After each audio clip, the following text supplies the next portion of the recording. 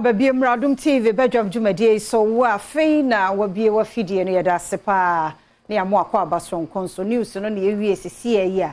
a ya saba begina henti ya mo ache ya mo akwa aba medinde afia amankwa tamaklo mene incoming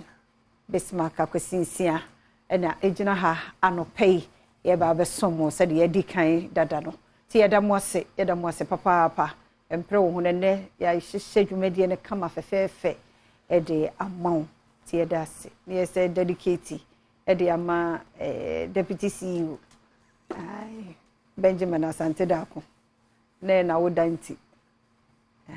ti wo hu de mitri papa no pem mo ache evia mejoso na bia boko na so e o nyame adom ye de nyame ase o watade ne nye ba me dase pa birthday mu amu ne wo no wo ye epobo de menye epiba birthday se yesi won na esre no ensre mo Ndeza wo dia makwabna birthday na se de me gire mu ha e de mane o ti adwuma na se too much oya dia fa nyam Israel ti na ye Mr. Benjamin Asante Dako aka Omai Hine Kwabna Asante ana DJ Hitman edini de obebre se be no mu ni oboloda di mu nyina na woda enti kwatenti ahoden wo mu na team ni nyina ye gina mu e de ama no na bi obia ne nkwaso ade to nhyira nsuo ngu ne so ne fie fo nyina enam ne so nti na sentre e wo nkunimdie mu nti Omai ba bia obutu bia nhyira ne yesane gu so anopei ya appreciate you pa de otie nyina no oba form ne obia ye fine ti wo nkwaso happy birthday am nhyira no onye okese de nti ene wa ma no onu nyame penini enso ye wachire ye hwe ne kama de ama ananya no anu asema kwa be ka chire Adom. There's one thing you can't take from mine. Punctuality. Just one ma. No correct. Just one ma. Sir. Yes. When time or bed you bet me a trace in the bia. Believe on shop was say. Or say we drew at this time. A bit of pepper na over. So about happy birthday. Like JD so Simontem. You should have to say crazy. On a dash. Benefit. Na funu say ye men kan de omuka ye no ko do fo ni monyamfo so ai about happy birthday yeah nyame nkoso nhyira no nyo kese da biasa birthday for no April no wo mo doso yes omu senior ne me me te ya no ma wo mo so ati ase o ma yire ne te ya no but ye kan adwuma mu ade a he sana making wo ti ase ko abeti ase o ne se ne eja oh, October. October. Small boys. In October, Oh, yeah, July. July, yes. Se nyame ba a year May wa ka we. Or by July. Ya me kire ne say. Me ye pani sen. Ti se nyame ba May anka we hin. Ti ya mo fa ni die ma de ni die se no. Ati ase. Ti ne ye de nyame ase. Ya mo wo a mo try se mo be ba April no mo nya calculation me si April no. Ne nhira ne ne pa bi wo mu. Ati ase. Ti July ni June for no fefe sa na de ache na ma dwuma ye style bi nti wo de hye April no mu a wo se bibi e koso hwe de eno anyame ye we ma ye form ne da sa ma chi no mu hye ba April why no form e de amaye erade e da se so de hye obusumi e ti se obi nti ase but me na more platform na me kasa. Stories for her. And also, ya munyina ya mamunyina kwaba ya da mo ase papa pampanifu akire ne bencha ya mo hwe ya da mo ase pa na ayi kwasi ya nto so okay na ya ni adraba fon kasa ewo mu se street light ne bi nya adwuma na so ba bi o ho no abefa no na ye adwuma ti ye besere ne die mo bi mo light ye different yes e bi light to wani a se nya kwan ade bia wo fa so a wa akwasi betu wani no na wo shabene yes ti esremo tamnem sisi young ones no nyame atom nsem no munya ka afofra mpesa mo try hwe no ya kwan no nye race na see if you highlight the grande bia ye kase enye ba bia na yeso ese bi nkran krodwe nam esumsum kwenkwa na wumonti yese kwabna ne so highlight na etowunia aso de bepe wo ka en wo hu se ka ba enti wa hu ana dashboard ne se wo mo hwe so wo so highlight gain so sa be hu no bi sha mene mu yesremo bia ye drive ye na Awurade bambo no brebi on fa yenko fa yemrasa because driving there a shared responsibility no kore unko ntumi yes tro bia kwanhia timbe san obi no wunnim akwanhia no hwe ba isa se tofa wonti na ba besan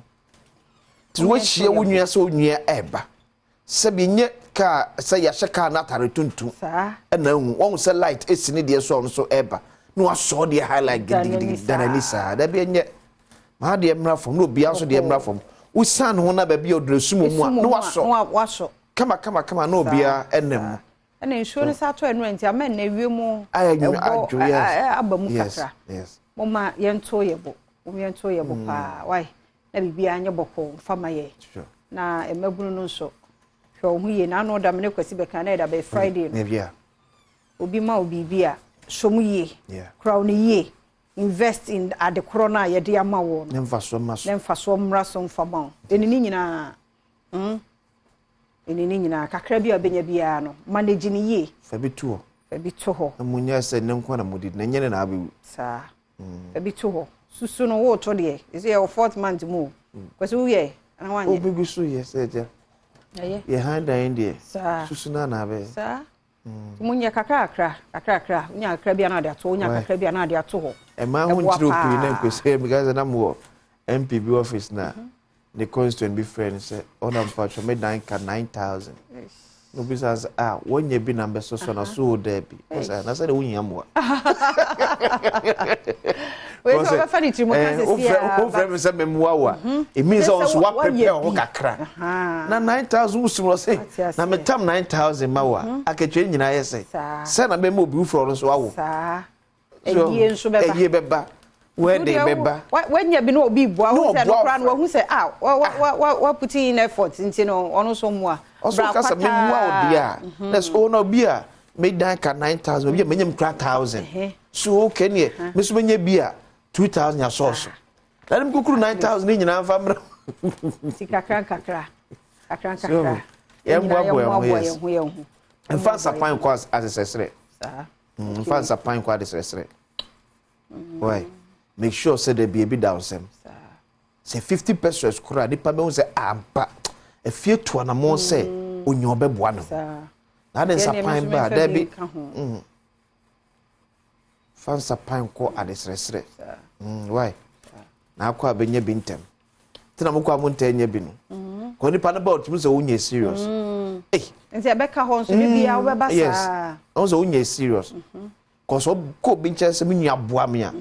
it means say adekro ni bi kita and on fa bi and to so fama ba kwata sa de em fa kwa we so be twa da pa so ti modern yes but omiemo aboa ye hu mo mo bi so abuso momiemo cerebral palsy ne autistic nkwada momiemo awo mo ya meto nsem a ye mo asafo no mo hia mo mutimi nya adwuma bia ti ya ye mo aboa ye hu wudi wa woda ti say June and July na me ya aduma akwasi sei obekeka ne nsas o de akobua obeyo mampo sa so wani da kwan so obepre ho mra hye bedwa akonwa no to one start here through ho dia obia started ada nyame aduma 6 July okay no mikrom yes okay mo nyame shira most of the birthdays no say this one they be call weekend kakra okay yes near tad me weekend ne dia obi o mampo bia nim say obi ho akoye sen aya dia and make different places so this time sir mo make different place this time Amisha why ani yan shase okay it's where adomonline.com Eriko so wonim no mentor those days kra o ya de pa na me paninwum bia e popular pa sa nwum na day time obo a wo hu say nwum na e powerful ti ono so aba be kire said na o go through the kidney nom ni ade ti ho asem so oba adomonline.com a wo ho rade hu ye nyina ye mobo go kwesi ye ken nye se ne boni wakodi boni bi na dia bre no kwesi nnuane a ye di kura na problem wo ho ye nnuane ni nyina sa wo so wudidi vegetables bi na wudi ne natural wo se vegetables no so kura ni nyina ye bibibi yes tomatoes me kodwa so na ekọ obetwam na green abani nyina ye green tomatoes da ho pe na ehura Ehu nyina ye fita. Utotwene ye. Udi akro betu ni nyina twene. Yesremu akuafo. Ne banchi kuafia ye. Oh. Kwasi mese kwadu da ho na wakoto. Ubedi na taretare umini wanimu ha ba ngongonan. Yesremu mamo maye mpre sika no ho maye nkoto yare bebre aba nyina eye nuane ya na ekunyi especially na nsen a yenwem kremofo ye wakonche unso wakonche drusu a fruit to kosopa na fiatim se wodi ani bre pa na nipa bi di ton fruit wo hwe watermelon pa obi atwam eto unse hu nyina ya white you think it will be na ya red eno kranya deep red o na mse sister die nko me ko esa na mkonya no na mse tu beto aba be se wudwa anka nyina wo pa mu a den wuchuma nzo ma yes remu wati asase no nyame de ache ye nkwa yenya na mudi no shano me wie afia benya yare wo yeso nkranke toa holding heart kidney problems bebre e de wudwa nko a be fifi kama yenya botre ma no oh why enyo obia we yenya fa nko show obia ye nyina ye ka ho wa wo ton ade wo dwomu a wo de ne ma bia frafra wo enwo a wa hye ne kala wo ma ye die me se kwasi me kasa sisi me wo nwu bi simi fie esi ye ni enya nwo se wudi me afezi a me de ye siu no me num ye me basa chese enya nwo enso ya ye no ko a package ya ye ton ene yakoto esi ho promini musa me wie na problems nko a ti wa ma me papa wo yesai aye ma ade na eni nye ko so pese eni ye ko no abeka na yezomi ena yesei hwe ani fe business go no de akohifia bayifo yesremu mamo nyesa na mo dwene so wo do yesi do nyonko se wo ho so wo do ho pa nti pa ko ka so bedu ni aboni sei wo be tuogu system ni nyina ye todi na yare nko a am nyambe shiro be shira wo be shira wo nye kalabule na wo ye me mo yi se ko se twum nyambe be shira wo shira wo mu so obenya bia ko be fa so be shiro bia nya kalabule nsensem no na ya do so okrumu anom dodo esremo wai esremo eriko biem eriko e wakasa eriko so wakochi obi anka yenya no picture me hu ha ye be describe no but oye gospel musician oye ade was a senior pastor obonke police wife they are no ode office Eric evidence o you know who asem no na no ode so for ntimi answer no ho so rade hu e ma ya ho hyeso ho ye here be say Adom ne de so original Dubai na Ghana Dubai so be no you show fie ne airport na flooded Dubai no hu so asem no NDC okay nyame ya Adom a omo ebe introduce mon show because NDC okay Professor Jena no quite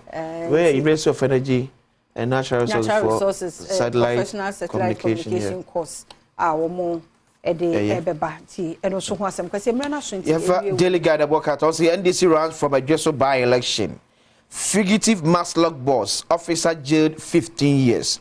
Men's Gold customers petition AG over NAM1 properties. PURC fines ECG board 5.9 million Ghana cedis. Daily guide Adom. Ghanaian Times and Su Eniem. Boost for reforestation. Green Ghana Day launched to plant 10 million tree seedlings nationwide. Former Maslog CEO jailed 10 years in absentia. Gets 5 years. Economic impact of Akosombo Pond Dam spillage. Affected communities lose 1.6 billion Ghana cedis in agric livelihoods. Ghanaian Times. Daily Graphic. PURC fines ECG 5.86 million Ghana cedis for service delivery breaches. 2024 Green Ghana Day launch. 10 million trees to be planted. Former Maslog boss jailed 10 years in absentia. FNC. Daily Graphic. Pa tie kwa agudie mu nsam no ba erekese do body na fe health tips so mental depression no yeguso na wotwe etwasa nkomo no so ahosape wo ho ye de beba na fe nkomo ahudo bi asemidi ka wo ho pensempensem mu bebo akwan mu ye da se ko so ma fidie no na ha